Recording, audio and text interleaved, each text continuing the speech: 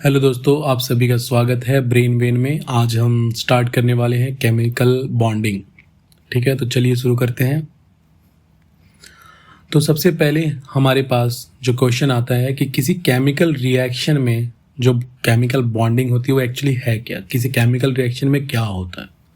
तो देखते हैं कि ये एक हाइड्रोजन है, हाइड्रोजन से मिलकर हाइड्रोजन मॉलिक्यूल बनाता है, यानी हाइड्रोजन गैस बनाया इसने। ऑक्सीजन से मिलके ऑक्सीजन गैस बना रहा है। इसी तरीके से कार्बन ऑक्सीजन से मिलके CO2 बना रहा है, कार्बन डाइऑक्साइड। हाइड्रोजन ऑक्सीजन से मिलके वाटर बना रहा है। तो देखो यहाँ पे हाइड्रोजन एक एटम है, ये हाइड्रोजन भी एक एटम है, बना एक मॉलिक्यूल। तो एटम एटम मिलके बनाएंगे मॉलिक्यूल। इसी तरीके से यहाँ पे देखो ये एक एटम है और ये एक मॉलिक्यूल है। एटम मॉलिक्यूल मिलके क्या बना रहे हैं, मॉलिक्यूल। ये मॉलिक्यूल बन क्या रहा है, मॉलिक्यूल मिलके मॉलिक्यूल बना रहे हैं। यहाँ पे एटम एटम मॉलिक्यूल। तो हमने देखा किसी भी केमिकल रिएक्शन में इधर एटम के साथ कंबाइन होता है, एटम मॉलिक्यूल के साथ कंबाइन होता है, मॉलिक्यूल के साथ कंबाइन होता है और अल्टीमेटली क्या देता है, मॉलिक्यूल।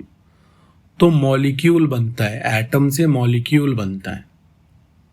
कैसे बनता है, क्यों बनता है, वो हम आगे इस चैप्टर में डिस्कस करेंगे। तो एक चीज़ यहाँ देखो कि हीलियम जो है वो हीलियम के साथ रिएक्ट करके हीलियम-2 नहीं बनता। ठीक है, हीलियम इंडिपेंडेंटली एग्जिस्ट करता है, हीलियम की फॉर्म में, एटॉमिक फॉर्म में, एलिमेंटल फॉर्म में ही एग्जिस्ट करता है, क्योंकि हीलियम नोबल गैस की तरह है ना, स्टेबल है।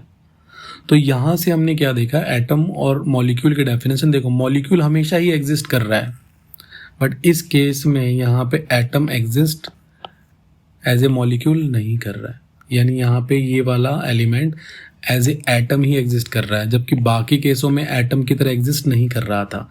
हाइड्रोजन कभी भी H की फॉर्म में एग्जिस्ट नहीं करता, ऑक्सीजन कभी भी HO की फॉर्म में एग्जिस्ट नहीं करता, O2 की फॉर्म में एग्जिस्ट करता है। इसी तरीके से बाकी नाइट्रोजन भी कभी भी N की फॉर्म में एग्जिस्ट नहीं करता, N2 नाइट्रोजन गैस की फॉर्म में ही एग्जिस्ट करता है। तो यहाँ से हमें क्या पता लगा कि एटम और मॉलिक्यूल दोनों में कुछ डिफरेंस है। ठीक है, वो हम देखते हैं। तो एटम वर्सेस मॉलिक्यूल की बात कर रहे थे, तो देखो हमने देखा कि हाइड्रोजन जो है वो एग्जिस्ट नहीं करता। इंडिविजुअल हाइड्रोजन एटम, अकेला हाइड्रोजन कभी भी आगे नहीं बढ़ सकता है, चल नहीं सकता। ठीक है, एग्जिस्ट ही नहीं करेगा। नाइट्रोजन भी कभी एग्जिस्ट नहीं करेगा, ऑक्सीजन भी कभी एग्जिस्ट नहीं करेगा, single atom. But helium exist कर रहा है। तो एटम, ये तीनों एटम है, तो एटम की डेफिनेशन क्या होगी, this is the smallest part of a matter, smallest particle of a matter that may or may not be capable of independent existence. यानी एटम के वो सबसे छोटे पार्ट जो स्वतंत्र रूप से एग्जिस्ट कर भी सकते हैं, अस्तित्व में रह भी सकते हैं और नहीं भी। क्लियर हो गया। इसी तरीके से ऑक्सीजन में देखा मॉलिक्यूल है, CO2 मॉलिक्यूल है, हाइड्रोजन गैस मॉलिक्यूल है, एग्जिस्ट करते हैं तीनों। तो एट मॉलिक्यूल हमेशा ही एग्जिस्ट करेगा। ठीक है, तो smallest part of a matter which is capable of independent existence, which is always capable of independent existence, always और डाल देना यहाँ पे। तो एटम एग्जिस्ट कर भी सकता है और नहीं भी कर सकता। एग्जाम्पल, हीलियम कर सकता है। मॉलिक्यूल हमेशा एग्जिस्ट करेगा इंडिपेंडेंटली। तो यहाँ से क्लियर हुआ। तो हमने देखा कि कोई भी चीज़ एटम से किधर बढ़ रही है, मॉलिक्यूल बनने की तरफ बढ़ रही है। इसका मतलब एटम कंबाइन होना चाहता है किसके साथ, दूसरे एटम्स या मॉलिक्यूल के साथ, ताकि वो एक मॉलिक्यूल बना सके। क्यों, क्योंकि मॉलिक्यूल में एक स्टेबिलिटी दिख रही है हमें, क्योंकि मॉलिक्यूल एग्जिस्ट कर रहे हैं। वो स्टेबिलिटी क्यों आती है, कैसे आती है, आगे देखेंगे। ठीक है, तो आगे बढ़ते हैं। तो अभी तक हमने क्या पढ़ा है, first chapter basic concept of chemistry में हमने लॉ ऑफ केमिकल कॉम्बिनेशंस पढ़े हैं कि मास कंजर्व रहता है, डेफिनिट प्रोपोर्शन में कंबाइन करते हैं। ठीक है, मल्टीपल प्रोपोर्शन होता है। डेफिनिट का मतलब है हाइड्रोजन प्लस ऑक्सीजन जब भी कंबाइन करेगा तो वाटर बनेगा। वाटर का वेट 2 होगा, ऑक्सीजन का 8 होगा, तो ये 1/2/8 16 होगा। तो ये हमेशा 1/8 8 की फॉर्म में ही एग्जिस्ट करेगा, यानी वाटर कहीं से ले लो 1/8 होगा। तो एक ये भी देखो मॉलिक्यूल बना ना, और ये डेफिनेट प्रोपोर्शन में बनेगा। फिर इसी तरीके से मल्टीपल प्रोपोर्शन है, कार्बन ऑक्सीजन के साथ कंबाइन करके कार्बन मोनोऑक्साइड भी बना सकता है, कार्बन डाइऑक्साइड भी बना सकता है, तो मल्टीपल प्रोपोर्शन में भी कंबाइन हो सकते हैं। रेसिप्रोकल भी होता है, गैसियस लॉ भी पढ़ा है हमने, ठीक है, कि जब दो गैसेस कंबाइन होती हैं तो एक सिंपल रेशियो में कंबाइन होती है, जैसे हाइड्रोजन प्लस ऑक्सीजन मिलके H2O बना रही है, ठीक है। इसका मतलब एक वॉल्यूम एक वॉल्यूम एक वॉल्यूम ऐसे। और अवोगाद्रो लॉ भी हमने पढ़ा है कि इक्वल वॉल्यूम ऑफ गैसेस जो होते हैं उस at same temperature and pressure उसमें इक्वल नंबर ऑफ मॉलिक्यूल्स होते हैं। बट इनमें से कोई भी ऐसा लॉ नहीं है जिससे हमें पता लगे कि एटम कंबाइन ही क्यों कर रहे हैं, एटम मॉलिक्यूल बना ही क्यों, एटम एटम क्यों नहीं रहा। यानी इसने बोल तो दिया कि एटम कंबाइन होते हैं एक डेफिनेट प्रोपोर्शन में, मल्टीपल प्रोपोर्शन में, रेसिप्रोकल प्रोपोर्शन होता है, गैसेस के सिंपल रेशियो में कंबाइन करते हैं, मॉलिक्यूल सेम होते हैं, बट भैया क्यों कंबाइन क्यों करते हैं, तो वाई और कैसे करते हैं, क्यों करते हैं, कैसे करते हैं, कब करते हैं, कंडीशंस क्या हैं, है ना। कोई भी केमिकल रिएक्शन, कोई भी एटम ऐसे ही तो बैठे बैठे नहीं हो जाता, कुछ कंडीशन होती है, टेम्परेचर, प्रेशर, वॉल्यूम, कुछ तो होता होगा ना जो उस कॉम्बिनेशन के लिए फेवरेबल हो, ठीक है। तो ये सारे लॉज सुपरफिशियल थे, बाहरी थे, ऊपरी सतही थे, अंदर की बात नहीं बता पा रहे थे। तो हमें एक नई चीज की जरूरत पड़ी, ठीक है, नए लॉज की, नई डिस्कवरीज की जरूरत पड़ी, क्योंकि हम ये एक्सप्लेन नहीं कर पा रहे हैं कि एटम कंबाइन क्यों हो रहा है। डाल्टन भी नहीं बता पाया क्यों हो रहा है, बस बोल दिया कि सिंपल रेशियो में कंबाइन करा दो, बस इतनी टेंशन कौन ले। आगे बढ़ते हैं। तो अनआंसर्ड क्वेश्चन हमारे पास कुछ हैं कि एटम्स कंबाइन ही क्यों है, क्यों मॉलिक्यूल बने भाई, क्या जरूरत थी उनकी मॉलिक्यूल बनने की। और जब कोई एटम्स कंबाइन करते हैं, कुछ एटम्स कंबाइन करते हैं, हमने देखा कि हाइड्रोजन हाइड्रोजन के साथ मिलकर क्या बना रहा है, हाइड्रोजन गैस, कार्बन ऑक्सीजन के साथ मिलकर क्या बना रहा है, CO2। बट हीलियम बाबा जो हैं वो टच से मच नहीं हुए, वो हीलियम ही रहे। तो कुछ एटम्स कंबाइन करते हैं जबकि कुछ नहीं करते, ये क्या बात हुई भाई, है ना। तो एक ये भी क्वेश्चन आ गया।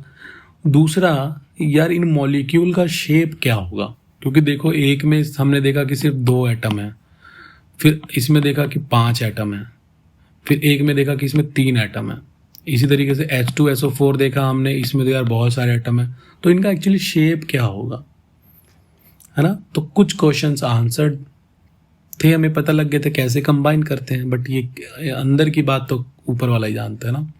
तो ऊपर से जरूर आएंगे कुछ ना कुछ, है ना, मेरे करण अर्जुन आएंगे। तो इन क्वेश्चंस के जवाब हम ढूंढने की कोशिश करेंगे बाय एंड बाय, धीरे धीरे, ठीक है। तो एक बार ध्यान देते हैं कि किसी भी केमिकल रिएक्शन में होता क्या है। देखो हाइड्रोजन हाइड्रोजन के पास आया, बन के बॉन्ड H2 बन गया, हाइड्रोजन बन गया, तो यहाँ बॉन्ड बना, ये दोनों अलग अलग थे, अब इनके बीच में बॉन्डिंग हो गई HH, है ना, ये बॉन्ड बन गया। फोर्स ऑफ अट्रैक्शन, तो बॉन्ड एक्चुअली क्या होता है, फोर्स ऑफ अट्रैक्शन, रिपल्सन मत लिख देना, ठीक है। बंधन क्या होता है, अट्रैक्शन की वजह से होता है, ये बंधन तो प्यार का बंधन है। तो bond is the force of attraction जो 2 एटम्स को एक साथ बांधे रखता है ना। कहीं डेफिनेशन आ जाए तो ये भी टेप सकते हो, और ये भी बोल सकते हो joining of 2 atoms in a stable arrangement to attain stable noble gas configuration, या आउटर, है ना, complete outer shell of valence electron. तो joining of 2 atoms in a stable arrangement को भी बॉन्ड बोलते हैं। तो किसी भी केमिकल रिएक्शन में या तो बॉन्ड बनेगा या बॉन्ड टूटेगा।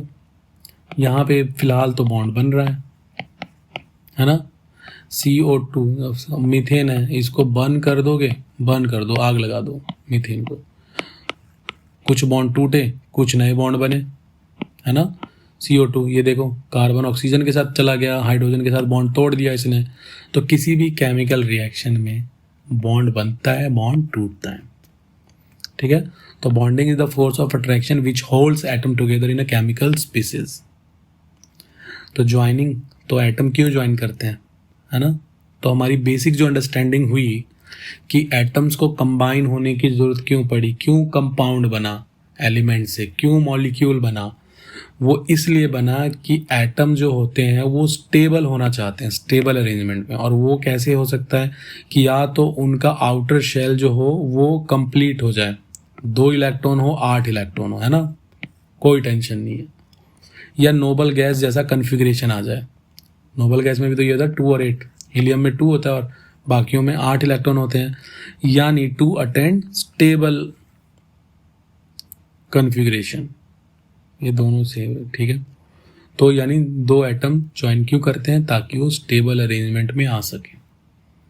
और स्टेबल अरेंजमेंट कैसी हो सकती है, उनके आउटर मोस्ट में 2 या 8 इलेक्ट्रॉन हो, एक ही बात है, ठीक है। नोबल गैस कन्फिग्रेशन भी बोल सकते हैं। धीरे धीरे सब समझ में आएगा, ठीक है। आगे बढ़ते हैं। तो देखो, bond breaking and bond making की बात की हमने कि केमिकल रिएक्शन में बॉन्ड बनेगा या बॉन्ड टूटेगा, यानी जब भी मॉलिक्यूल बनेगा कुछ बॉन्ड टूटेंगे कुछ बनेंगे। तो मान लो यहाँ पे हमारा मीथेन है, तो देखो यार, बॉन्ड तो अट्रैक्शन का फोर्स होता है, बंधन, ये प्यार का बंधन, प्यार का बंधन तो इतनी आसानी से नहीं टूटता है ना। तो हमें कुछ एनर्जी देनी पड़ेगी। हमने इसको हीट करना शुरू कर दिया, ऑक्सीजन दे दिया हमने और हीट करना शुरू कर दिया। जब हीट करना शुरू कर दिया तो इसकी एनर्जी बहुत ज़्यादा बढ़ गई।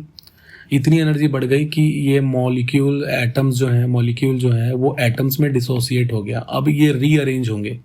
देखो यहाँ पे कार्बन हाइड्रोजन के साथ चिपके हुए थे और ऑक्सीजन ऑक्सीजन के साथ। अब जब ये डिसोसिएट हो गए, बॉन्ड्स ब्रेक हो गए, तो अब ये क्या करेगा, रीअरेंजमेंट होना शुरू करेगा। यानी ये ऑक्सीजन हाइड्रोजन के साथ कंबाइन कर सकता है और, है ना, और कार्बन इसके साथ, कार्बन ऑक्सीजन के साथ, तो CO2 बन गया। देखो 2 कॉम्बिनेशन पॉसिबल है, या तो ये इसके साथ कंबाइन हो जाए या इसके साथ। पहले तो था ये CH4, तो ये 2 कॉम्बिनेशन पॉसिबल है, बन गया हमारा। तो यहाँ देखो ये एनर्जी है केमिकल इसमें, इस रिएक्शन में। तो यहाँ पे जो हमारा रिएक्टेंट था उसकी एनर्जी इतनी है, इंटरमीडिएट जो बना, बॉन्ड ब्रेक हुआ, यहाँ पे बना, फिर ये एनर्जी लूज करके नीचे आ गया। देखो यहाँ पे इसकी एनर्जी कम है, तो यानी हाई एनर्जी से हाईएस्ट एनर्जी पे जाता है पहले, फिर उसके बाद एनर्जी लूज करता है और आ जाता है स्टेबल। कोई भी चीज़ स्टेबल कब होती है, जब उसके पास एनर्जी कम हो। तो बॉन्ड ब्रेकिंग में एनर्जी देनी पड़ी, और जब बॉन्ड फॉर्म हुआ तो एनर्जी यहाँ पे रिलीज हुई। क्लियर हुआ। तो बॉन्ड तोड़ने के लिए एनर्जी देनी पड़ती है, और बॉन्ड बनने में एनर्जी रिलीज होती है। अगर फिजिबल रिएक्शन है एनर्जी देनी भी पड़ सकती है, ठीक है। एक्सोथर्मिक एंडोथर्मिक दोनों चीज़ हो सकती है। तो हम यहाँ पे देख रहे हैं कि एनर्जी का कंटेंट जो है वो कैसे चेंज हो रहा है। तो बॉन्ड ब्रेक करने के लिए एनर्जी चाहिए होती है। मान लो ये बॉन्ड, देखो इनके बीच में बॉन्ड है, इसको तोड़ना, एनर्जी दे दो, देखो वाइब्रेट करना शुरू करेंगे, दूर भाग जाएंगे, तोड़ के बॉन्ड भाग जाएंगे। तोड़ दे सारे बंधन को, मचने दे पायल का शोर, है ना, शोर। हाँ, तो फिर बॉन्ड फॉर्मेशन में एनर्जी रिलीज होती है, क्योंकि बॉन्ड फॉर्मेशन स्टेबिलिटी की तरफ बढ़ता है। तो जितनी कम एनर्जी होगी उतना ही ज़्यादा स्टेबल होगा। तो कोई भी चीज़ एनर्जी लूज करना चाहती है, ठीक है। फॉर एग्जांपल समझो यहाँ पे कोई चीज़ रखी हुई है, इसके पास क्या है, पोटेंशियल एनर्जी। जैसे ही छोड़ोगे पहले इधर जाएगा, धीरे धीरे धीरे धीरे धीरे इसकी सारी काइनेटिक एनर्जी जीरो हो जाएगी और पोटेंशियल एनर्जी में कन्वर्ट हो जाएगी। तो ये स्टेबल हो गया। पोटेंशियल एनर्जी की बात करें, पोटेंशियल एनर्जी 0, स्टेबल, है ना, सॉरी, काइनेटिक एनर्जी 0, स्टेबल। तो ये ध्यान रखना है। तो bond breaking and bond making, आगे बढ़ते हैं। तो अभी हम थोड़ी देर पहले बात कर रहे थे स्टेबल और नोबल गैस कन्फिग्रेशन है क्या। तो देखो सेकंड रो और फर्स्ट रो के जो एलिमेंट होते हैं, हाइड्रोजन या लिथियम सोडियम, लीना की रब से फरियाद, लिथियम सोडियम पोटेशियम, ये सब जो होते हैं वो मैक्सिमम 2 इलेक्ट्रॉन रख सकते हैं अपने आउटर मोस्ट में ना। 1 इलेक्ट्रॉन होता है, एक और रख सकते हैं 2। तो अगर ये 2 इलेक्ट्रॉन ले लें तो स्टेबल हो जाएंगे, ठीक है। इसी तरीके से अगर हम देखें सेकंड रो एलिमेंट के, तो सेकंड रो के एलिमेंट उनमें 8 इलेक्ट्रॉन हो सकते हैं। अच्छा देखो, स्टेबल और नोबल गैस कन्फिग्रेशन अभी थोड़ी देर पहले हमने पढ़ा तो एक्चुअली होता क्या है, देखो फर्स्ट रो के अगर एलिमेंट देखोगे हाइड्रोजन और आगे वाले देखोगे तो इनके इसमें मैक्सिमम 2 इलेक्ट्रॉन्स हो सकते हैं। थर्ड रो में 8 इलेक्ट्रॉन हो सकते हैं। अगर पीरियोडिक टेबल देखोगे फर्स्ट रो एलिमेंट के मैक्सिमम 2 इलेक्ट्रॉन होते हैं आउटर मोस्ट में, और थर्ड में 8 होते हैं। ठीक है, तो ये मोस्ट स्टेबल होता है, तो इसको बोलते हैं डुप्लेट। अगर आउटर मोस्ट में 2 इलेक्ट्रॉन है तो भी एटम स्टेबल होगा, स्टेबिलिटी की तरफ भागता है, यानी मॉलिक्यूल बन जाएगा। अगर उसके पास 1 इलेक्ट्रॉन, देखो यहाँ पे इसका मतलब क्या है, हाइड्रोजन का एटॉमिक नंबर 1 होता है, यानी इसके पास 1 इलेक्ट्रॉन है, 1 इलेक्ट्रॉन। दूसरा हाइड्रोजन जब इसके पास आता है उसके पास भी 1 इलेक्ट्रॉन है। तो अगर ये दोनों आपस में 1 इलेक्ट्रॉन को क्या कर लें, शेयर कर लें, ये इसको दे दे, ये इसको दे दे, आपस में शेयर कर लें, दोनों के पास 2-2 हो गया, इसलिए हाइड्रोजन मॉलिक्यूल बन गया, है ना। कितना इजी हो गया। जब second row element is the most stable है, यार देखो ये मोस्ट टेबल नहीं है, स्टेबल होना चाहिए।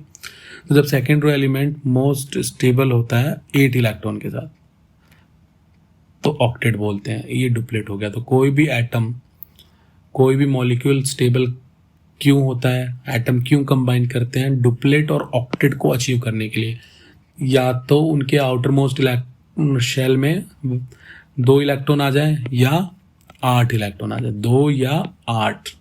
ये हमारी बेसिक अंडरस्टैंडिंग बनी। ठीक है, कैसे बनी आगे देखते हैं। तो 2 और 8 इलेक्ट्रॉन अगर आउटर मोस्ट ऑर्बिट में होंगे, शेल में होंगे, तो वो स्टेबल होगा, एक्स्ट्रा स्टेबल होगा, उसको नोबल गैस कॉन्फ़िगरेशन बोलते हैं। तो व्हाई डू एटम्स कंबाइन। अब ये क्वेश्चन लिखने के लिए दिया गया तो 4 स्टूडेंट ने लिख दिया, है ना। कौशल लेविस ने, दोनों ने मिलकर कॉपी मार दी।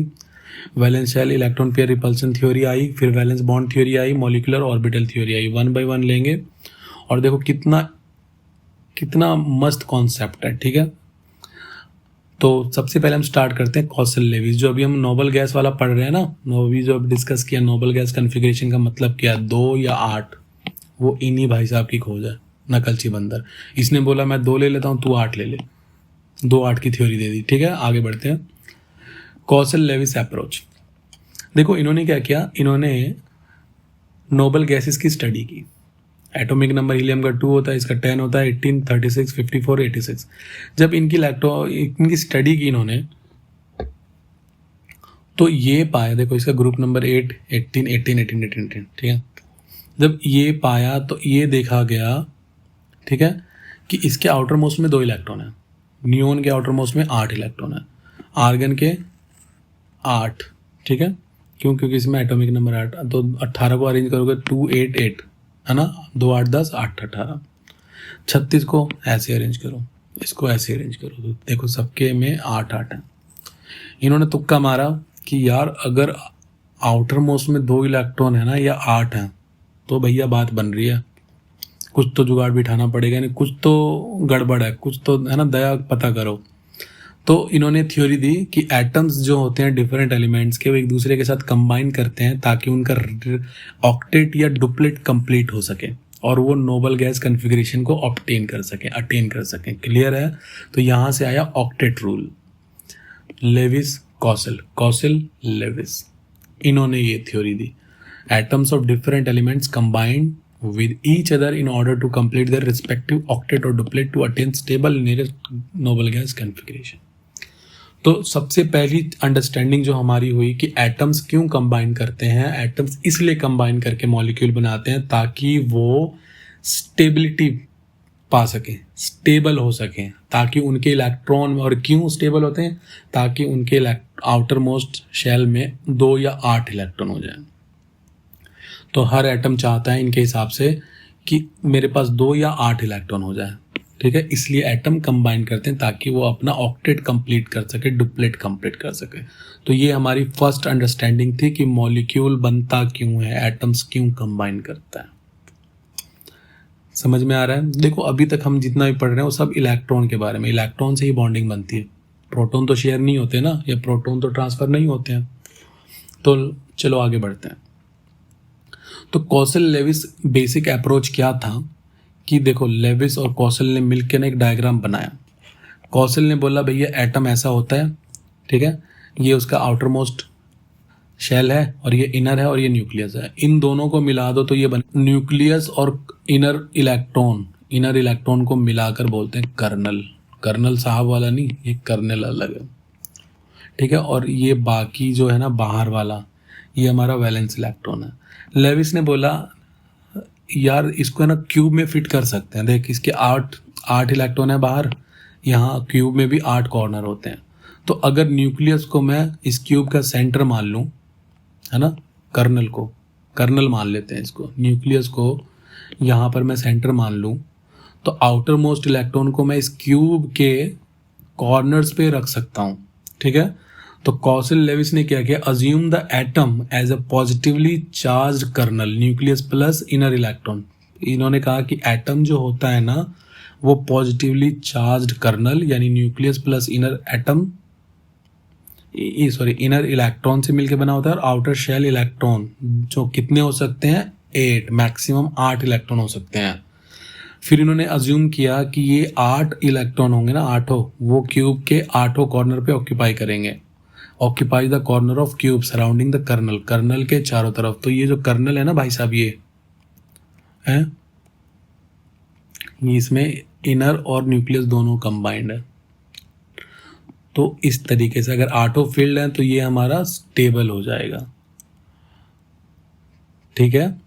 तो इस तरीके से ये इन्होंने ये ऑक्टेट रूल दिया। तो देखो इसके बाद आता है लेविस सिंबल। तो जब भी कोई मॉलिक्यूल बनता है तो सिर्फ आउटर शेल इलेक्ट्रॉन ही उसमें पार्टिसिपेट करते हैं, है ना। यानी किसी भी मॉलिक्यूल फॉर्मेशन के प्रोसेस में अंदर वाले इलेक्ट्रॉन पार्टिसिपेट नहीं करते। ये किसने बोला था, लेविस, कॉसल लेविस ने, क्योंकि वो तो हो गए हमारे कर्नल, अंदर वाले इलेक्ट्रॉन पार्टिसिपेट ही नहीं करते, बाहर वाले पार्टिसिपेट करते हैं। ये 8 हैं तो स्टेबल है, अगर 7 हैं तो एक और चाहेगा कि एक और आ जाए, तो इस टाइप से, ठीक है। इसलिए ऑक्टेट रूल आता है। अब यहाँ देखो तो लेविस सिंबल क्या करता है कि आउटर मोस्ट शेल में जितने भी इलेक्ट्रॉन्स होते हैं उनको डॉट से रिप्रेजेंट किया जाता है। फॉर एग्जांपल सोडियम है, सोडियम का इलेक्ट्रॉनिक कन्फिग्रेशन मान लो ये है 1s2 2s2 2p6 10 हो गए, और 3s1 11। तो 3s1 आगे ये वाला देख लो, इसको रखो, तो 3s1। तो सोडियम के आउटर मोस्ट और शेल में आउटर मोस्ट ऑर्बिटल में एक इलेक्ट्रॉन है। अब कहोगे ऑर्बिटल कहाँ से आ गया, तो एटॉमिक स्ट्रक्चर पढ़ लेना। तो सोडियम के साथ हमने एक डॉट लगा दिया, इसको बोलते हैं Lewis symbol, Lewis dot symbol या इलेक्ट्रॉन डॉट सिंबल।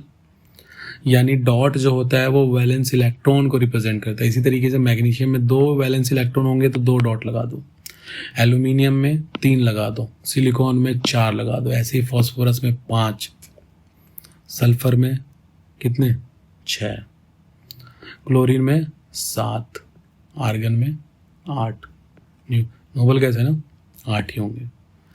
तो इसको बोला गया लेविस सिंबल। अब इसका यूज क्या है, इससे हम स्ट्रक्चर ड्रॉ कर सकते हैं और केमिकल कॉम्बिनेशन को दिखा सकते हैं कि एटम्स कैसे कंबाइन करते हैं, ठीक है। आगे देखते हैं। तो देखो इसको समझो, हाइड्रोजन का क्या होता है, एक लेविस सिंबल, लिथियम का एक ही वैलेंस इलेक्ट्रॉन, बेरिलियम के 2, बोरोन के 3, ऐसे ये सबके लेविस सिंबल होते हैं, ठीक है। तो जब कोई मॉलिक्यूल बनता है तो लेविस डॉट, इसको क्या बोलते हैं, लेविस डॉट स्ट्रक्चर। अभी इस पे आएंगे कैसे ड्रॉ करते हैं, ठीक है। तो ये हाइपर वैलेंट है, इसका मतलब मल्टीपल एटम्स कंबाइन हो, यानी 8 से ज़्यादा इलेक्ट्रॉन अगर हो ना ऑक्टेट में यानी आउटर मोस्ट में, तो वो हाइपर वैलेंट होता है। इसी तरीके से डबल बॉन्ड, सिंगल बॉन्ड, ये सब होता है। तो ये हमारा लेविस डॉट स्ट्रक्चर है। तो देखो हमने इसमें क्या किया है, लेविस सिंबल का यूज़ किया है। वैलेंस इलेक्ट्रॉन को हमने किससे रिप्रेजेंट किया है, लेविस सिंबल से, डॉट सिंबल से। तो इस तरीके से बॉन्डिंग बनती है। तो यानी यहाँ पे ये 2 इलेक्ट्रॉन की शेयरिंग हो रही है, यहाँ पे 2, यहाँ पे 2। तो ये हमने लेविस डॉट स्ट्रक्चर ड्रॉ कर दिया, ठीक है। तो कैसे ड्रॉ करेंगे आगे देखते हैं। तो लेविस सिंबल का सिग्निफिकेंस क्या हुआ, तो देखो सबसे पहले तो लेविस सिंबल देखते ही हम बता सकते हैं कि इसके वैलेंस में कितने इलेक्ट्रॉन है, वैलेंस शेल में कितने ही इलेक्ट्रॉन है। तो ये हमें कॉमन वैलेंसी बताता है या ग्रुप वैलेंसी। और ग्रुप वैलेंसी या कॉमन वैलेंसी क्या होती है, किसी एलिमेंट पर उसके सिंबल में जितने डॉट्स हैं मान लो 1 है, 2 है, 3 है, 4 है, ठीक है। अगर 4 है या 4 से छोटा है तो जितने डॉट होंगे उतनी ही उसकी वैलेंसी होगी, ग्रुप वैलेंसी। और अगर 4 से बड़ा है, ठीक है, 4 से बड़ा है तो उस केस में 8 माइनस कर देंगे, ठीक है, तो वो हमारा ग्रुप वैलेंसी आ जाएगा। समझते इसका मतलब क्या? समझ में नहीं आया ना? अब समझ में आ जाएगा।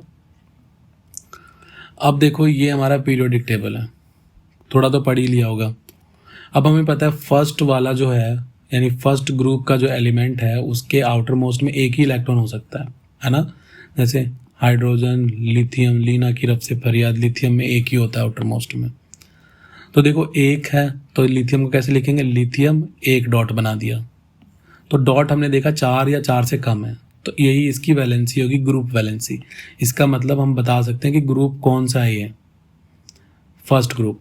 तो इस ग्रुप की वैलेंसी ही 1 होगी, सभी के आउटर मोस्ट में एक ही इलेक्ट्रॉन होगा। क्लियर हुआ? जितने भी ग्रुप में एलिमेंट है ना इस कॉलम में, सभी के आउटर मोस्ट में एक ही इलेक्ट्रॉन होगा, वैलेंस इलेक्ट्रॉन एक ही होगा। इसी तरीके से सेकंड वाले में 2 होगा, इसमें 3 होगा, 4 होगा, 5 होगा, 6 होगा, 7 होगा और ये 8, ये 2 एक्सेप्शन है। तो यहां से हमने देखा तो ये हमारा ग्रुप है। तो फर्स्ट ग्रुप का हमारा 1 होगा वैलेंसी, 2 होगा, 3 होगा, 4। अब देखो 4 तो हो गया। अब जब 5 आएगा तो हमने देखा 4 या 4 से ज़्यादा है तो 8 में से माइनस कर देंगे। तो देखो 4 है या 4 से ज़्यादा है तो 4 में 8 में से है ना, तो 4 में से 8 माइनस करो तो -4 होता है, या 8 में से 4 माइनस करो तो +4 होता है। तो यहाँ पे +4 और -4 भी आ सकता है ग्रुप वैलेंसी, ठीक है। तो हम यहाँ से बता सकते हैं। अब इसी तरीके से देखो इस वाले में आओगे, देखो कितने वैलेंस इलेक्ट्रॉन होंगे? 5।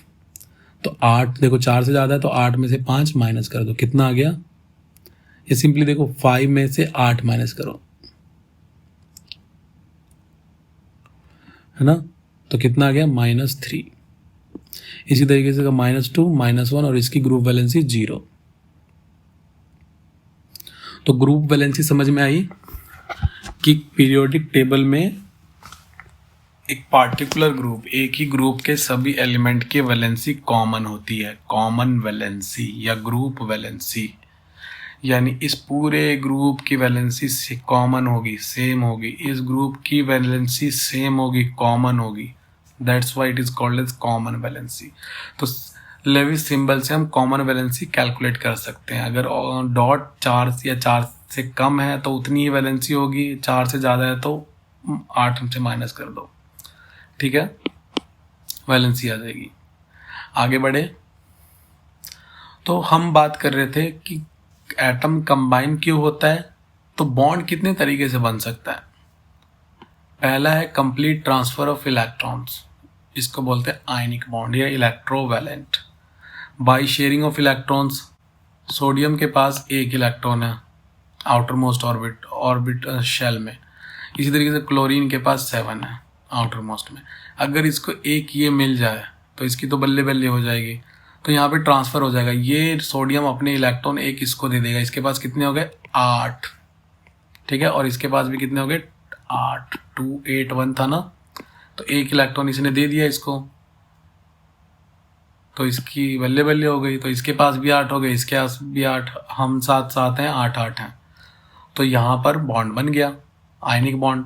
तो जब इलेक्ट्रॉन का ट्रांसफर होता है, यानी एक एटम दूसरे एटम को अपना इलेक्ट्रॉन दे देता है, दूसरा ले लेता है, तो उसको बोलते हैं आयनिक बॉन्ड। आयंस बन गए। आयंस देखो खुद आयंस बने ना, कि एक ने जब इलेक्ट्रॉन लूज कर दिया तो ये पॉजिटिव आयन बना, कैटायन, और एक ने दूसरे ने इलेक्ट्रॉन गेन कर लिया, इसका ले लिया, तो इसके नेगेटिव बना, एनायन बना। तो यहाँ पे आयन बना, इसलिए आयनिक बॉन्ड, ठीक है। अब बात करते हैं दूसरा मेथड हो सकता है कि ये जो हाइड्रोजन है, मान लो एक हाइड्रोजन है, इसका 1 इलेक्ट्रॉन है आउटर मोस्ट में। इसी तरीके से एक हाइड्रोजन है, ये इसके 1 इलेक्ट्रॉन है यहाँ पर। तो देखो 1 इलेक्ट्रॉन है, तो ये सारा इसको दे दे तो इसके पास क्या बचेगा? तो भिखारी हो जाएगा ना, पॉसिबल ही नहीं है कि बिना इलेक्ट्रॉन का कोई एटम हो। तो क्या करेगा कि दोनों दो भाई हैं, देखो सेम ही है, तो ये कहेगा कि यार देख, तू मेरे को इलेक्ट्रॉन अपने दे दे, मैं तेरे को दे दूँ। यानी दोनों हाथ से पकड़ लेते हैं इन दोनों इलेक्ट्रॉनों को, ठीक है। तो होगा क्या कि हाइड्रोजन इन दोनों इलेक्ट्रॉनों को आपस में शेयर कर लेगा। तो यहाँ से शेयरिंग से बॉन्ड बना, इसको बोलते हैं कोवैलेंट बॉन्ड, ठीक है। कोवैलेंट, अगर शेयर्ड इलेक्ट्रॉन्स इक्वली कंट्रीब्यूट कर रहे हैं दोनों एटम, यानी हाइड्रोजन ने भी एक इलेक्ट्रॉन दे दिया, इस हाइड्रोजन ने भी अपना एक इलेक्ट्रॉन दे दिया, तो दोनों कंबाइन कर रहे हैं, तो shared electrons are contributed equally by two atoms, covalent bond बोलते हैं। अगर शेयर्ड इलेक्ट्रॉन सिर्फ एक कंट्रीब्यूट कर रहा है, फॉर एग्जांपल कोऑर्डिनेट बॉन्ड देखो, ठीक है, यहाँ पे ये क्या है HNO3 नाइट्रिक एसिड। यहाँ पे हमने देखा कि भैया यहाँ पर शेयरिंग यहाँ पे हो रही है,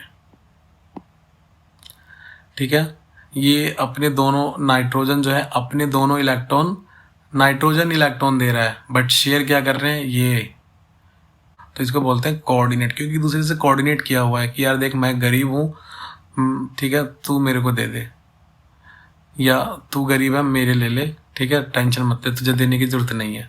तो इसको बोलते हैं कोऑर्डिनेट, क्योंकि कोऑर्डिनेशन हो रहा है यहाँ पे। तो हाउ डू एटम्स कंबाइन, हमने देखा कि एक तो इलेक्ट्रॉन शेयर हो जाए या इलेक्ट्रॉन ट्रांसफर हो जाए। जब इलेक्ट्रॉन का ट्रांसफर होता है तो एक एटम इलेक्ट्रॉन लूज करता है, दूसरा गेन कर लेता है, तो इलेक्ट्रॉन का ट्रांसफर हुआ। तो इसके पास पॉजिटिव चार्ज आ गया, इसके पास नेगेटिव होगा। दो इलेक्ट्रॉन का ट्रांसफर होगा तो इसके पास दो पॉजिटिव चार्ज होगा, इसके पास दो नेगेटिव चार्ज होगा। इसको बोलते हैं आयनिक बॉन्ड। कोवैलेंट बॉन्ड कब बनेगा? कोवैलेंट बॉन्ड बनता है जब इलेक्ट्रॉन शेयर हो, यानी एक इलेक्ट्रॉन इन दोनों ने आपस में शेयर कर लिए, ना ये इसको लूज कर रहा है ना इसको, मेंटेन किए हुए हैं। तो कोवैलेंट बॉन्ड जब बनता है, ठीक है, और आयनिक बॉन्ड जब बनता है तो देखो हो क्या रहा है, या तो ट्रांसफर ऑफ इलेक्ट्रॉन हो रहा है या शेयरिंग हो रही है।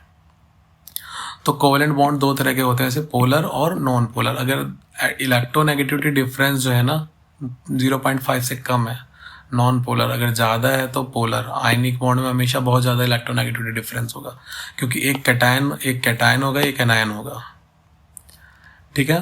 तो जितने इलेक्ट्रॉन इन्होंने आपस में शेयर किए ना बॉन्ड बनाने के लिए, उसको बोलते हैं कोवैलेंसी। को मतलब क्या होता है? आपस में, है ना। तो कोवैलेंसी की है, आपस में वैलेंसी इलेक्ट्रॉन शेयर किए हैं, तो कोवैलेंसी का मतलब होता है नंबर ऑफ शेयर्ड इलेक्ट्रॉन, ठीक है।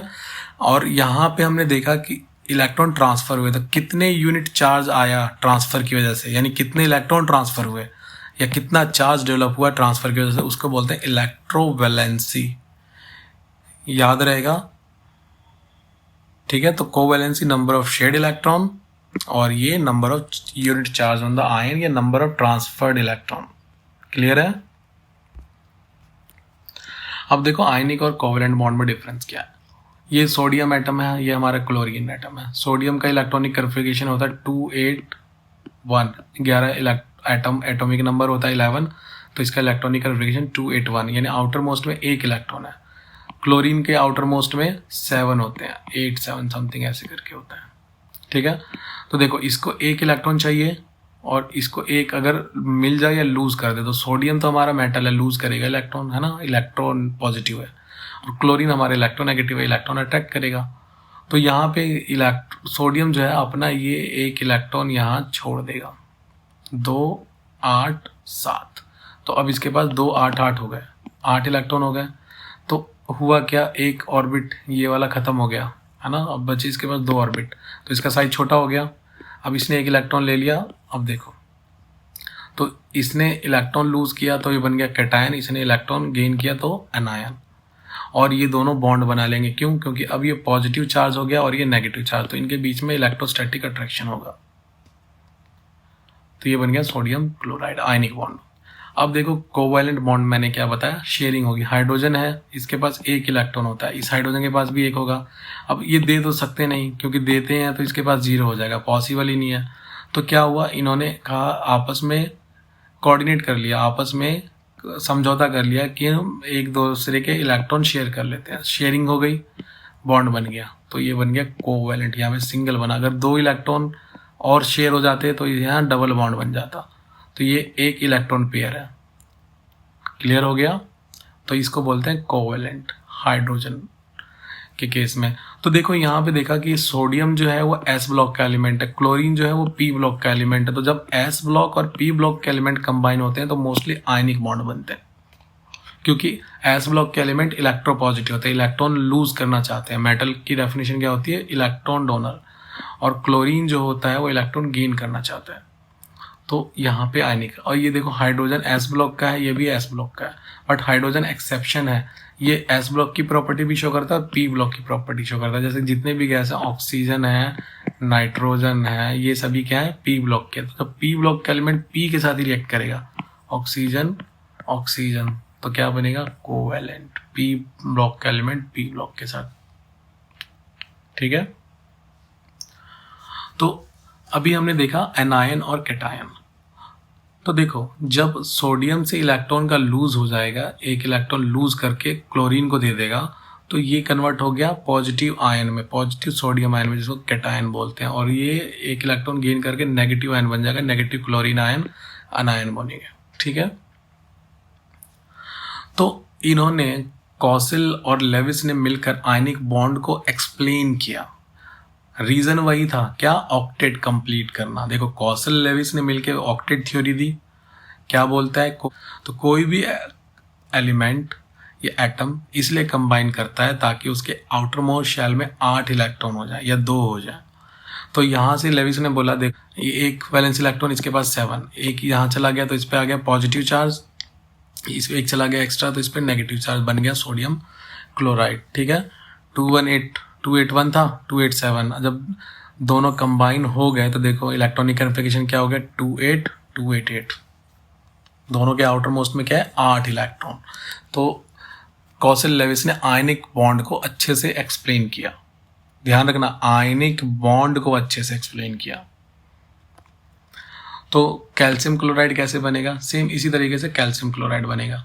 देखो ये कैल्शियम है, कैल्शियम क्लोराइड। तो हमें पता है क्लोरीन के 2 एटम्स और कैल्शियम का 1 एटम।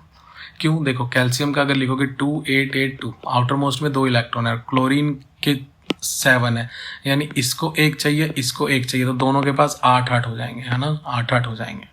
और इसके पास 2 इलेक्ट्रॉन है ही, तो 1 इलेक्ट्रॉन ये इसको दे देगा और 1 इलेक्ट्रॉन इसको दे देगा, क्योंकि ये मेटल है, S block element electron lose करना चाहता है, तो इसको दे देगा, इसको दे देगा, हो गया काम खत्म। 288 इसलिए कैल्शियम क्लोराइड बनेगा कंबाइन होके। क्लियर हो गया? तो यहाँ पे भी क्या हुआ कि एटम्स क्यों कंबाइन कर रहे हैं? ऑक्टेट को कंप्लीट करने के लिए, डुप्लेट को कंप्लीट करने के लिए। आउटर मोस्ट में 8 इलेक्ट्रॉन हो जाए या 2, जिंदगी मस्त कटेगी। तो लिमिटेशन क्या है कॉसिल लेविस अप्रोच की? तो अभी हमने बात किया कि आयनिक कंपाउंड को बहुत अच्छे से एक्सप्लेन करता है फॉर्मेशन को। क्यों? क्योंकि इसमें ट्रांसफर हो गया एक। बट जब बहुत सारे ऐसे कंपाउंड है जहाँ पे शेयरिंग ऑफ इलेक्ट्रॉन्स होता है, कोवेलेंट कंपाउंड या कॉम्प्लेक्स कंपाउंड, वहाँ पे ये एक्सप्लेन नहीं कर पाता शेयरिंग क्यों कर रहे हैं। कई बार ऐसी शेयरिंग होती है जहाँ पे एक ही एटम सिर्फ इलेक्ट्रॉन दे रहा है, शेयर बाकी लोग कर रहे हैं, तो वो क्यों हो रहा है? इसने तो बोला कि सबको देना है, एक दूसरे को देते तभी है जब ऑक्टेट कंप्लीट हो, लेते तभी है जब ऑक्टेट कंप्लीट हो। तो आयनिक कंपाउंड को इसने अच्छे से एक्सप्लेन किया, but large number of compounds को एक्सप्लेन नहीं कर पाया, ठीक है। तो अब बात कर लेते हैं कोवेलेंट बॉन्ड। देखो आयनिक बॉन्ड को किसने एक्सप्लेन किया? कॉसिल लेविस मिलके। तो कॉसिल सिर्फ क्या किसको एक्सप्लेन कर पाया? आयनिक बॉन्ड को। तो लेविस की जो थ्योरी थी उसके साथ लैंगमुइर आ गए। लैंगमुइर ने बोला लेविस भाई तू काम का बंदा है, आज अब दोनों मिलके कुछ बनाते हैं। तो लेविस जो कॉसिल के साथ था, अब वो लैंगमुइर के साथ, लैंगमुइर लंगूर नहीं है, लैंगमुइर है। लेविस लैंगमुइर के साथ मिलकर कोवेलेंट बॉन्ड को एक्सप्लेन करने चले गए। इन्होंने कैसे एक्सप्लेन किया? इन्होंने बोला ये देखो भैया फ्लोरीन है, फ्लोरीन के साथ मिलके फ्लोरीन मॉलिक्यूल कैसे बनाएगा? इसके पास 7 इलेक्ट्रॉन आउटर मोस्ट में, इसके पास 7 इलेक्ट्रॉन। 1 इलेक्ट्रॉन ये इसको देगा नहीं और ना ये इसको देगा, क्योंकि दोनों सेम है, दोनों इलेक्ट्रोनेगेटिव है, दोनों को इलेक्ट्रॉन अट्रैक्ट करने की आदत है, इलेक्ट्रॉन को गेन करने की आदत है। तो ना तो ये देगा ना ये देगा, क्योंकि ये दोनों भिखारी हैं, लेने वाले हैं, इलेक्ट्रॉन लेने वाले हैं, लालची हैं बहुत ही। तो क्या कर सकते हैं इस केस में, कॉम्प्रोमाइज़ पे पहुंच जाते हैं। ये कहेगा ऐसा करते हैं यार, दोनों है ना एक दूसरे से एक्सचेंज कर शेयर कर लेते हैं, जब तेरे को जरूरत पड़े तू यूज़ कर लेना, मेरे को जरूरत पड़े मैं यूज़ कर लूँगा। यानी एक एक जूते की जोड़ी इनके पास है। अब कैसे पहने, एक जूते की जोड़ी यहाँ पर, एक जूते की जोड़ी यहाँ पे, लेफ्ट राइट। अब इन्होंने कहा चलो शेयर कर लेते हैं, तो जिस दिन तेरे को पार्टी में जाना हो तू जूता पहन लियो, जिस दिन मेरे को जाना हो मैं पहन लूँगा, है ना। तो अब यहाँ पे शेयरिंग कर रहे हैं, इलेक्ट्रॉन की शेयरिंग हो रही है, ट्रांसफर नहीं हो रहा। तो कोवेलेंट बॉन्ड बन रहा है। वहाँ पे आयनिक बॉन्ड था, उसने आयनिक बॉन्ड को, कौशल लेविस ने आयनिक बॉन्ड को अच्छे से एक्सप्लेन किया। अब ये भाई साहब लैंगमुइर अच्छे से एक्सप्लेन करेंगे कोवेलेंट को। इसी तरीके से वाटर है, ऑक्सीजन के पास 8 एटॉमिक नंबर होता है ना, 8 इलेक्ट्रॉन, तो 2 अंदर हो गए, 6 बाहर हो गए। हाइड्रोजन के पास 1 अब इसको चाहिए 2 अगर स्टेबल होना चाहता है, इसको चाहिए 8, है ना। तो ये अगर ट्रांसफ़र कर देगा, इसको ये ट्रांसफ़र कर देगा तो भिखारी हो जाएंगे, तो सड़क पे आ जाएंगे, कोई इलेक्ट्रॉन ही बचेगा नहीं इनके पास, 0 हो जाएगा, है ना। तो अगेन वही, एक जोड़ी जूता इसके पास है, एक जोड़ी जूता, दोनों ने बोला यार ऐसा करते हैं दोनों शेयर कर लेते हैं, जब तुझे पार्टी में जाना हो तू पहन, मुझे जानना हो तो मैं पहनूंगा। तो यहाँ पे शेयरिंग ऑफ इलेक्ट्रॉन हो रही है, तो 2 बॉन्ड बन रहे हैं, एक यहाँ पे और एक यहाँ पे, तो दिस इज कोवैलेंट बॉन्ड। थोड़ा बहुत तो समझ में आ रहा होगा, ठीक है, धीरे धीरे सब समझ में आएगा, आगे बढ़ते हैं। तो अब क्लोरीन मॉलिक्यूल की देखो, मैंने बोला था आयनिक बॉन्ड कब बनेगा, जब एस ब्लॉक का पी ब्लॉक के साथ, जैसे सोडियम क्लोराइड। अब यहाँ हमने देखा, यहाँ पे फ्लोरीन है, ऑक्सीजन हाइड्रोजन, और हाइड्रोजन मैंने बताया था थोड़ा दोगला किस्म का इंसान है, ये एस ब्लॉक की तरह भी बिहेव करता है और पी ब्लॉक एलिमेंट की तरह भी बिहेव करता है ना। तो इस पर भरोसा कभी मत करना। अब बात करते हैं फॉर्मेशन ऑफ क्लोरीन मॉलिक्यूल। अब ध्यान से देखो, ये क्लोरीन मॉलिक्यूल है, एटम है, और एक ही क्लोरीन एटम है। इसके पास आउटर मोस्ट में कितने, 7 इलेक्ट्रॉन, इसके पास भी 7। अब दोनों वही है, आदत से मजबूर, ये भुक्कड़, दोनों इलेक्ट्रॉन के भुक्कड़ हैं, इलेक्ट्रोनेगेटिव, इलेक्ट्रॉन को गेन करके नेगेटिव बनना चाहते हैं। तो अब कंप्रोमाइज पे तो पहुंचना पड़ेगा। 2 जोड़ी जूते, एक जोड़ी जूता है, एक जोड़ी इसके पास है, एक ही शू के पेयर हैं, एक जूता इसने रख लिया, एक जूता इसने रख लिया। इन्हें बोला कि ऐसा करते हैं, जब तुझे जरूरत पड़े तो तू चला जाए पार्टी में, मुझे जरूरत पड़े तो मैं चला जाऊंगा। तो यहाँ पे इन्होंने क्या किया, इलेक्ट्रॉन आपस में शेयर कर लिए, तो हर इलेक्ट्रॉन हर क्लोरीन जो है एक इलेक्ट्रॉन कंट्रीब्यूट कर रहा है। और जो शेयरिंग जो हो रही है कंट्रीब्यूटेड इलेक्ट्रॉन की, वो किस लिए हो रही है, ताकि इसके पास भी 8 इलेक्ट्रॉन हो जाए, इसके पास भी 8। रीजन वही है, ध्यान रखो, रीजन वही है, ऑक्टेट कंप्लीट करना। बट यहाँ पे हम कोवैलेंट कंपाउंड की बात कर रहे हैं, कोवैलेंट बॉन्ड की बात कर रहे हैं, यहाँ पर हम कोवैलेंट बॉन्ड की बात कर रहे हैं, वहां पर कौशल लेविस में हम आयनिक बॉन्ड की बात कर रहे थे, ठीक है।